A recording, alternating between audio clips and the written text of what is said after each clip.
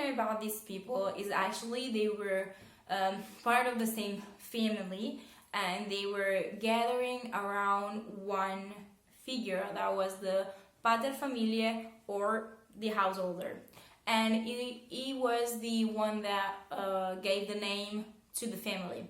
For example, if it was called Tullius, the name of the family was the Tulli, Marcus, Marci, and so on. And so at first it was just a link, of blood, and soon after it will be just about the alliances. Okay, sorry, but my battery actually died, so I don't know. Maybe I look a little bit different, but let's move on. We talked about the first villages, the first people living on the Roman hills, the 7 Roman hills, and so on. I mentioned before the Lupercale, which is a small cave we said on the slopes on the Palatine Hill. This place is important because they actually practice some rituals in honor of Luperco, and we don't know actually who this god is. It's probably Faunus, but we actually don't know because we are really early in the history of this area, of these groups.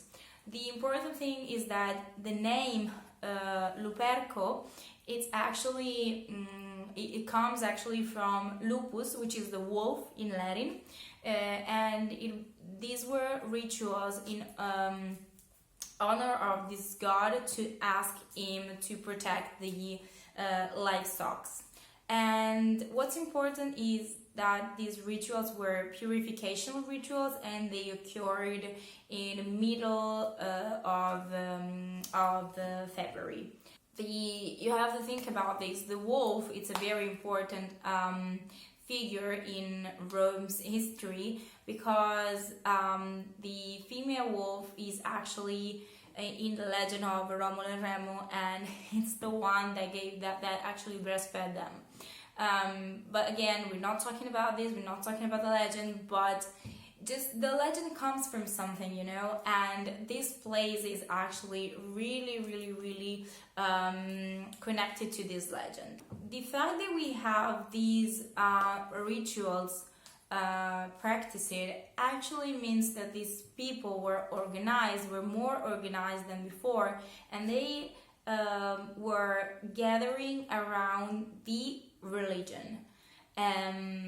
This is very important, and we can also find some evidences again in the graves, because we can find some burials on these 7 hills, very similar to the ones that we can find in Colli Albani for the same time. So this made historians actually think that people from Colli Albani probably moved, and they are the same people. They just moved from one place to another. We know from the sources that the first 3 tribes this population was divided in were called the Ramnes, Titias, and Luceres. Probably the Ramnes, as we said before, for the door into the walls, it comes from the Rumnes, so the Rumnus, so the river in Latin, and this probably means the ones that lived next to the river, near the river. At the end of the 8th century, Sabine people actually came into this area. We cannot talk about a conquer, but actually dominated this area. We know it for sure. Probably the Sabine people were the tribe that was called Titias, and we know that a fight was inevitable between the Ramnes and Titius because they both wanted the control of the Tiber. The Tiber was at the time really important because of the trade, the salt trade. This was the salt was very important to actually like maintain, like to keep the food, and was also like one of the biggest trades of that time. This is another point where the history connects and meets the legend, because the fight between the Sabine people and the Ramnes, or the Latin people, call them like whatever you want, actually gave birth to the legend of the rape of the 7 women, which is another one of the most like important and famous like legends in Rome's history. This society in this moment is characterized by a king, or a sort of a king with a sort of senate. We cannot actually call it a king or a senate still. This senate was composed by the Patres Familiae, the householders, the most important ones, so the older ones, the ones that belong to the older families. Actually, we talked about the 7 hills. Let's just switch it to the 7 kings.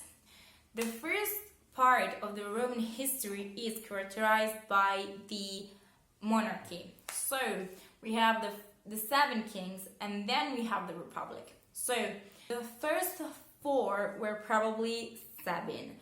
Let's just exclude Romulo for just 1 second and not mention him into this list. So the first 4 ones are Tito Tazio, Numa Pompilio, Tullo Stilio, and Ancomartio.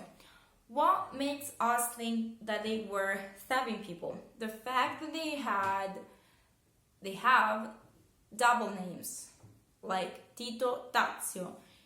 Roman people actually, in this moment, don't have the double name. They were probably Sabine people, the people that came actually around the 8th century before Christ.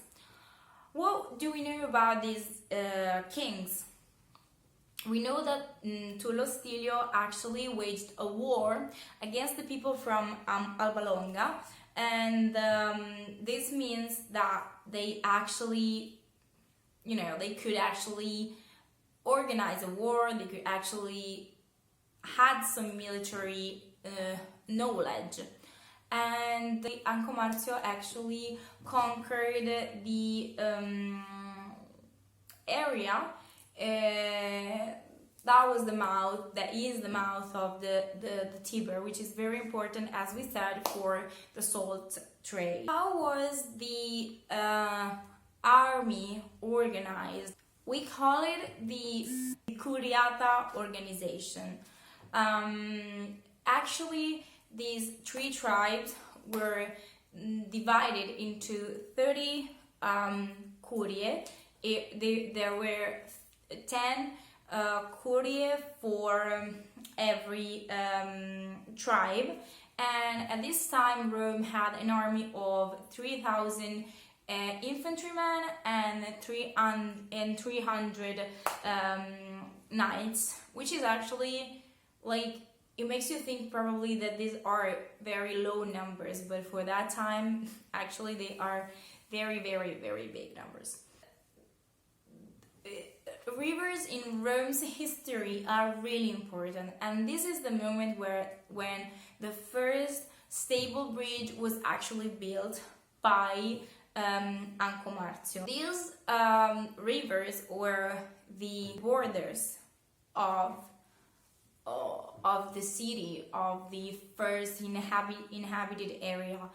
The Tiber west, the Aniene east. We say that these rivers were important because people from what nowadays we call Campania came to trade like things with Rome, and even Apennine people came to trade actually the salt. The end of this first like part of the monarchy, after these first 4 kings, we have 3 more. These 3 more that we're gonna talk in another video actually, because it's a little bit of a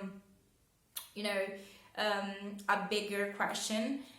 These actually were Etruscan. This is the moment where actually the Etruscan people came and influenced Rome and just dominated, not Rome, sorry, just this area. The first 4 kings actually made a difference in the city. The Etruscan kings actually were the ones that created the first plant of what we see today in Rome, on what Rome was actually built on. They created a base. I'm talking about like the real plant, the real map of the city, starting from the Roman Forum. So this was the first part of Rome's history, which is actually, I think, it's a little bit long too. So there are gonna be like more videos about it. Of course there are gonna be more videos about it. So tell me if you like it, and if I have to make like shorter videos or longer ones, or if it's just good like that. I don't know, just let me know in the comments if you have some questions, if you want to know more about the legends, and we can just talk about this.